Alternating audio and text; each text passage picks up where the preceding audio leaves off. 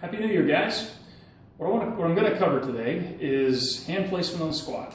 Seems pretty mundane, seems pretty simple, but for us upper extremity folks, it can be a little bit of a nuance that we need to work on. I'm seeing a lot of people in the adaptive community putting differential hand placement on the bar, and you can already see that just from me standing like this, when I do that, we're twisting our spine and putting load down. When you put a lot of load down on that, you can really, over time, do damage not only to your spine, but also to your hips all the way down.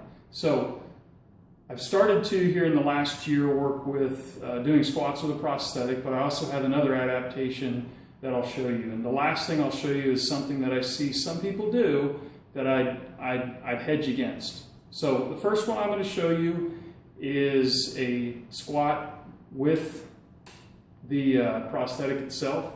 What that's allowed me to do is to increase my shoulder mobility on my non-dominant side, something that I haven't been able to do here, or I haven't had the greatest range of motion in the first 40 some odd years of life, but I'm starting to get better at it.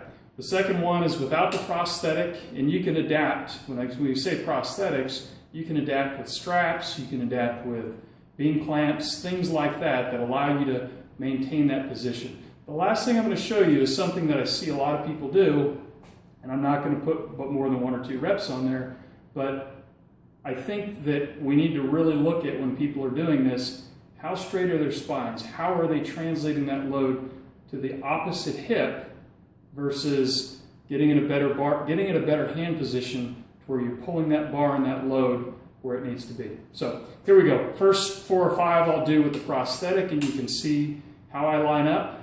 Second one will be without the prosthetic, and it's a little different, and the third one will be the last. So hang tight with me here, and we'll hook up and go.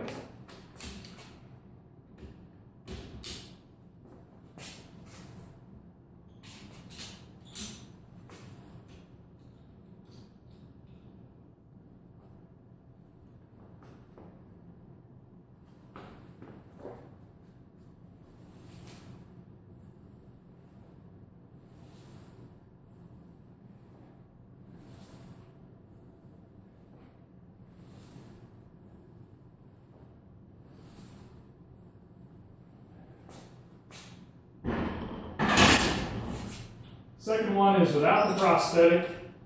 It's actually an adaptation I learned from Kendra Bailey and Josh Cinema several years ago, and I hadn't thought of this, but it makes a lot of sense.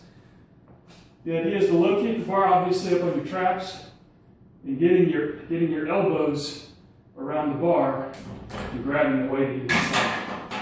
This still maintains that weight going straight down and your spine not being off to the side.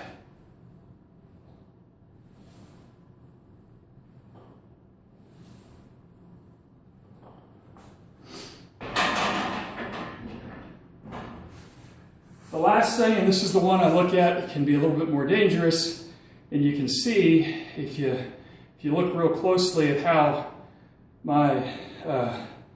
how the spine looks when that load's coming down. You can tell that over time, if I were to put up some serious weight here, that I really could be wrecking that hip and that lower back and my neck as well. Okay.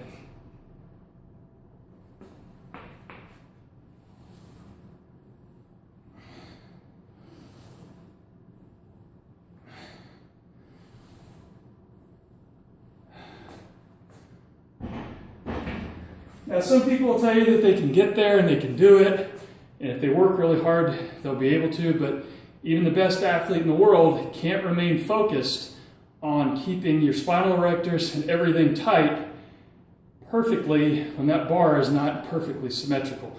I don't know if you could see it, but I could sure feel it, especially on my lower back. So, first post of the year, keep posting, and I'll keep posting as well. All right, guys, take care.